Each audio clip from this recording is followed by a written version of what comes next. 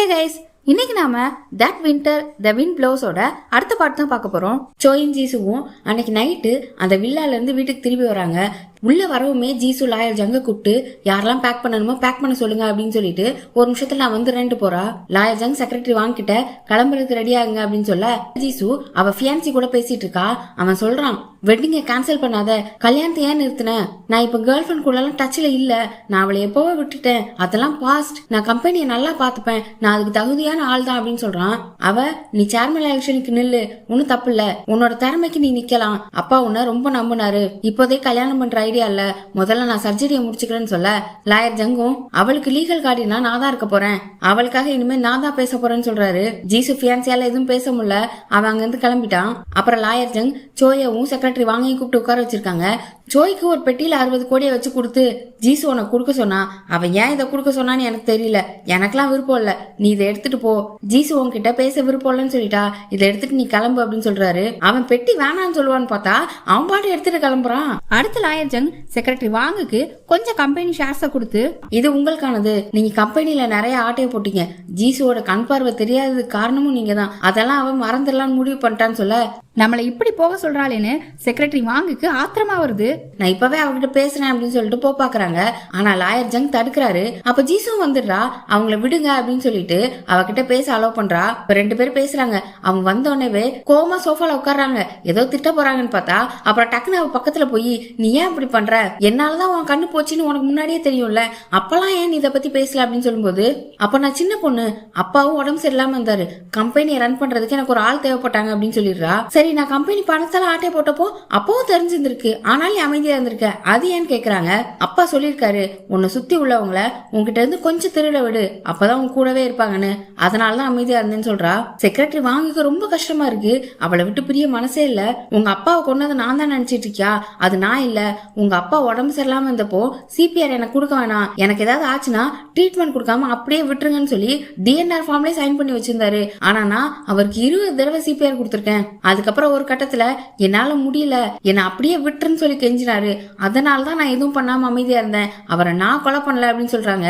இப்பதான் புரியுது செக்ரட்டரி வாங்க அந்த அளவுக்கு எல்லாம் மோசமான விஷயம் பண்ணல, ஜீசு கண்ணுக்கு எடுத்தது மட்டும்தான் அவங்க வேலை, நான் உனக்கு நல்ல அம்மாவா இருந்தேன், நான் உனக்காக மட்டும்தான் வாழ்ந்தேன், என் அம்மா அப்பா கூட என்ன வெறுத்தாங்க, அப்படியே நான் உன்னை விட்டு போகல, எனக்கு வேற குழந்தை கூட வேணான்னு சொல்லி நான் இருந்தேன், நான் உன்னை என் சொந்த பொண்ணாதான் பார்த்தேன், உன் கூட என்னை இருக்க விடு, இப்பெல்லாம் பண்ணாத, என்ன வெளியில போ சொல்லாதன்னு ரொம்ப கெஞ்சுற மாதிரி கேக்குறாங்க.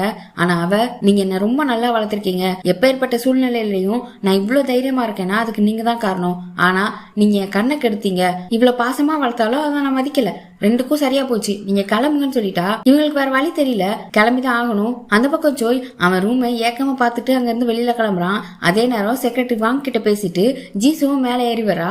அவளை பார்த்ததும், இந்த உலகத்திலே நான் தான் கெட்டவன், நான் தான் இந்த உலகத்தையே நாசமாக்குறேன்னு மட்டும் நினைக்காத அப்படின்னு சொல்லிட்டு கிளம்ப போக அவ உடனே, ஒருத்தங்க கொலை பண்ணாங்கன்னா அவங்களுக்கு என்ன தண்டனைன்னு கேக்குறா.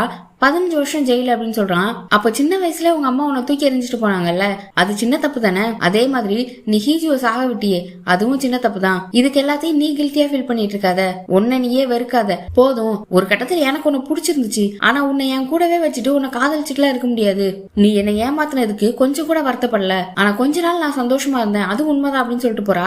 இந்த ஜோய் அவளை ஏமாத்தினதுக்கு ஒரு சாரி கூட கேட்டுக்க மாட்டான். இப்ப அப்படி லக்கேஜ் எல்லாம் எடுத்துட்டு கிளம்பும் போது ஜீசுவோட ரூம் வெளியில ஒரு சோஃபா இருக்கும், அதுலயே அந்த பணப்பெட்டியை வச்சுட்டு போறான். அவன் பணத்தை எடுக்கல, அப்படியே கிளம்பிட்டான். இத லாயர் ஜங் பாக்குறாரு, வேக வேகமா அவன் பின்னாடியே வராரு. அவன் வீட்டு வாசலுக்கே வந்துட்டான். அப்புறம் ஒரு வழியா அவனை புடிச்சு, பணப்பெட்டியை ஏன் விட்டுட்டு போற, உனக்கு இது தேவைப்படுதுன்னு எனக்கு தெரியும், எடுத்துட்டு போன்றாரு. நான் எனக்கு தேவையானதை எடுத்துக்கிட்டேன்னு சொல்றான். ஒரே ஒரு சின்ன கட்டு மட்டும் எடுத்திருக்கான். அவர் திரும்பவும் அந்த பெட்டியை குடுக்க பாக்குறாரு, ஆனா அவன் வாங்கல. நீங்க ஜீசு கூட இருக்கிறது எனக்கு சந்தோஷம், அவளை நல்லா பாத்துக்கோங்க, அவளுக்கு வாழணும்னு ஆசைதான், ஆனா சாவுதான் அவ பக்கத்திலே இருக்கு அப்படின்னு சொல்லிட்டு போறான். இப்ப அப்படி கார்ல போயிட்டு இருக்கும்போது கைய வெளியில விட்டு காத்து வாங்குறான்.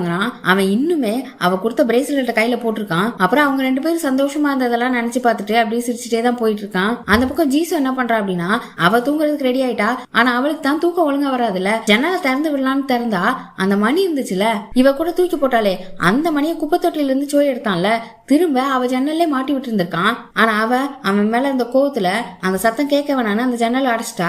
இந்த பக்கம் சோய் டானை போய் பார்த்து ஒரு கட்டு பணம் எடுத்தாலும் அந்த பெட்டியில இருந்து அதை அவன் கிட்ட கொடுத்துட்டு, இப்ப பார்க்குக்கும் உனக்கும் சரியா போச்சு, பார்க்கோட கடன் அடைஞ்சிருச்சு, அவனை தொல்லை பண்ணாத அப்படின்னு சொல்லிட்டு கிளம்ப போறான். அவன் லக்கேஜ் எல்லாம் வச்சிருந்ததை பார்த்துட்டான். என்ன அந்த வீட்டுல இருந்து வெளியில வந்துட்டியா? அந்த பொண்ணை நீ லவ் பண்ணல, அந்த பொண்ணுக்கும் உன்னை பிடிச்சிருந்துச்சுல, அப்ப அந்த பொண்ணு காசு கொடுத்துருக்குமே, நீ வாங்கலையான்னு கேட்க இவனும் எதுவும் சொல்லாம அங்க இருந்து கிளம்பிட்டான். இப்ப நேரா பார்க்கோட அப்பாவை தான் போய் பார்த்து கொஞ்சம் காசு கொடுக்குறான். இவனோட காரை வித்துட்டான் போல. அந்த காசை கொடுத்து நீங்க எல்லாம் இனிமே கிராமத்து சைடுல போய் வாழுங்க அப்படின்னு சொல்றான். அவருக்குன்னா ரொம்ப சந்தோஷம். அவனை கட்டி பிடிச்சி சந்தோஷப்படுறாரு. நீ உன் காரை வித்து எனக்கு காசு கொடுத்தியா, நீ நல்ல வேலையில இருக்க அப்படிலாம் சொன்னாங்க.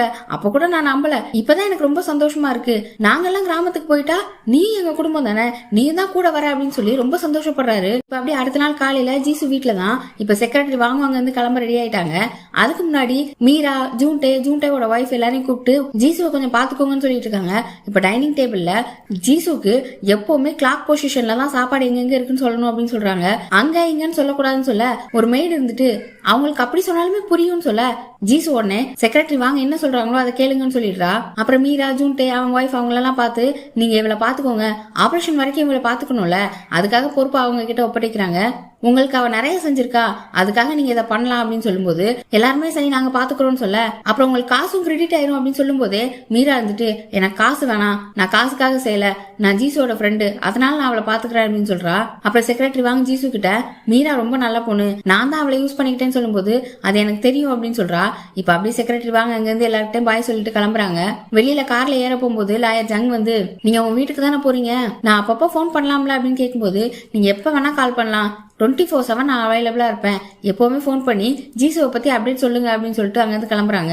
செக்ரட்டரி வாங்க வழி அனுப்பி வச்சுட்டு லாயர் ஜங் டைனிங் டேபிளுக்கு வராரு. அப்போ ஜீசு ஒரு வாய் எடுத்து வைக்கவுமே செக்ரட்டரி வாங்க ரொம்ப மிஸ் பண்றா. அவங்க சமைச்சது ரொம்ப நல்லா இருக்குல்ல அப்படின்னு சொல்றா. இப்ப செக்ரட்டரி வாங்க தான் கட்டுறாங்க. அவங்க கார்ல போயிட்டு இருக்காங்க. பாதி தூரத்துல அவங்க அம்மா அப்பா வீட்டுக்கு எப்படி போகணும்னு அட்ரஸ் மறந்துட்டாங்க. அப்புறம் அவங்க தங்கச்சிக்கு போன் பண்ணி அட்ரஸ் கேட்டு நோட் பண்ணிக்கிறாங்க. இவங்களோட அப்பாவுக்கு இவங்க பிடிக்கவே பிடிக்காது போல. ஏன்னா இவங்க ஜீசு அப்பா கூட அஃபேர்ல இருந்த மாதிரி இருந்ததுல, அதோட ஜீசுவை தவிர எனக்கு வேற குழந்தை வேணாம்னு சொல்லிட்டு இருந்தாங்கல்ல, இந்த விஷயத்துக்காக எல்லாம் பிடிக்காது போல. இன்னொரு பக்கம் சோய்க்கு போறதுக்கு வேற இடம் இல்ல, மூணோட வீட்டுலதான் தங்கியிருக்கான். நல்லா தூங்கிட்டு இருக்கான். மூணு அவனை எழுப்ப பாக்குறா. என்ன இப்படி தூங்குற, எந்திரின்னு. ஒரு கட்டத்துல அவன் செத்துட்டான மூக்குல எல்லாம் கை வச்சு பாக்குறா.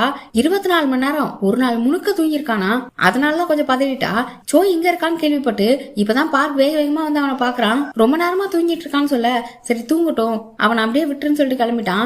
அப்புறம் சோய் ஒரு வேளையை எந்திரிச்சதுக்கு அப்புறம் மூணுக்கெல்லாம் செம்ம டென்ஷனா இருக்கு. நீ காரை வித்துட்டியா, எதுக்கு வித்த அப்படின்னு கத்துறா. அவன் ரொம்ப கூலா தான் இருக்கான். அப்புறம் ஜீசு காசு கொடுத்தாளா, அவ குடுக்கறேன்னு சொல்லியிருந்தா ஏமாத்திட்டாளா, குடுக்கலையா, நீ வாங்கலையா, என்னதான் பண்ணனு எந்த கேள்விக்கும் பதில் தெரியாம அவன் கேட்டுட்டு இருக்கா. அவ கொடுத்தா நான் செலவு பண்ணிட்டேன்னு சொல்றான். நீ போய் தானே சொல்ற, நீ அவகிட்ட இருந்து வாங்கவே இல்ல, அவ குடுத்துருப்பா, நீ தான் வாங்காம வந்துட்டுன்னு சொல்லி போன் எடுத்து போன் பண்ணலான்னு பாக்குறான். ஆனா அவன் போனை வாங்கி தூர போட்டுட்டு விடு பாத்துக்கலாம்னு சொல்லிடுறான். இப்ப அப்படியே ஒரு பார்க்ல உட்காந்துருக்கான்.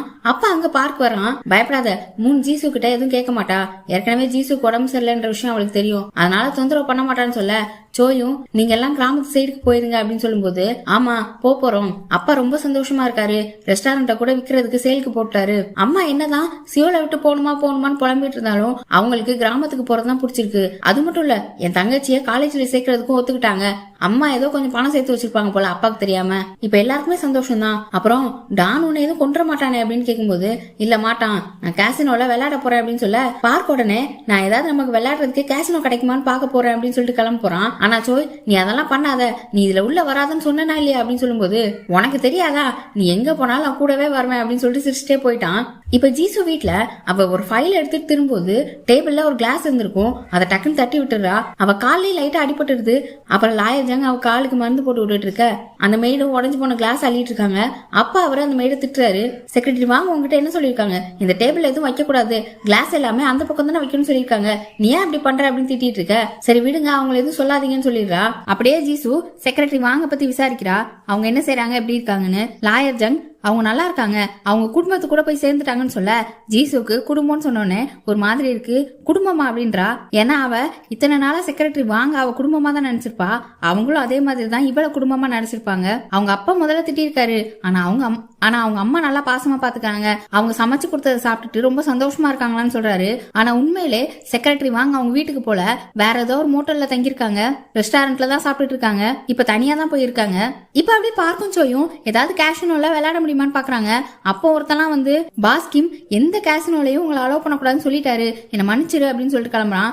அப்ப பார்க் சொல்றான், நமக்கு இது வேலைக்கே ஆகாது, நாமளா பிளேயர்ஸ் திரட்டி ஒரு ஹோட்டல்ல விளையாண்டாதான் உண்டு அப்படின்னு சொல்ல சோ யாருக்கும் போன் பண்ணிக்கிட்டே போறான். யாருக்குடா போன் பண்ணிருக்கான்னு பார்த்தா பாஸ் கிம் தான். அவர் தான் போய் மீட் பண்றான். அவர் ஜோய்க்கு ஒரு ஆஃபர் கொடுக்குறாரு. என்னன்னா அவருக்காக இவன் விளையாடணும்னு. ஆனா இவன் பார்க்க சேர்க்க கூடாது, பார்க்க இதுல உள்ள இருக்க கூடாதுன்னு சொல்ல அவர் கேட்க மாட்டாரு. அவனும் வந்தாதான் நல்லா இருக்கும் அப்படின்னு சொல்லும்போது அதெல்லாம் முடியாது, எப்படியும் நீங்க என்ன பிளான் பண்ணிருக்கீங்கன்னு எனக்கு தெரியும், என்ன உங்க கூட விளையாட வச்சு அந்த காசை நீங்க எடுத்துக்குவீங்க, என் கூட விளையாண்டு தோத்தவங்க என்ன அட்டாக் பண்ணுவாங்க, இப்பவோ எப்போ எப்படின்னா நான் சாகதான் போறேன்னு சொல்ல ஏன் அப்படி சொல்ற, டான் உன்னை கொண்டுருவான்னு நினைக்கிறியா, வாய்ப்பே இல்ல, நானே டானை போட போறேன் அப்படின்னு சொல்ல ஜோய்க்கு கொஞ்சம் ஒரு மாதிரி ஆயிடுச்சு. அவன் எதுவுமே பதில் சொல்ல. அப்புறம் அந்த பாஸ் கிம்மே சரி பரவாயில்ல நான் இதுல பார்க்க இழுக்க மாட்டேன் அப்படின்னு சொல்ல அவனும் அங்கிருந்து யாருக்கும் போன் பண்ணிட்டே கிளம்புறான். அப்ப பாஸ் கிம்மோட ஆள் அவர்கிட்ட வந்து அப்ப பார்க்க சேர்த்துக்க போறது இல்லையா அப்படின்னு சொல்ல டே மடையா, பார்க்கோ டானோ எவனோ ஒருத்தனை வச்சுதான் நான் சோயை போட போறேன், அப்புறம் பார்க்க உள்ள சேர்க்காம எப்படி கொஞ்சமாவது மூளை யூஸ் பண்ணுன்னு சொல்றான். இப்ப அப்படி டானை தான் கட்டுறாங்க. அவன் ஒரு பையன் கூட பேஸ்கெட் பால் விளையாண்டுட்டு இருக்கான். எப்பவும் ஒரு குட்டி பையன் கூட விளையாடுவான்ல அந்த பையன் கூட தான். அப்ப அவனுக்கு சோய் கிட்ட இருந்து ஒரு மெசேஜ் வந்திருக்கு.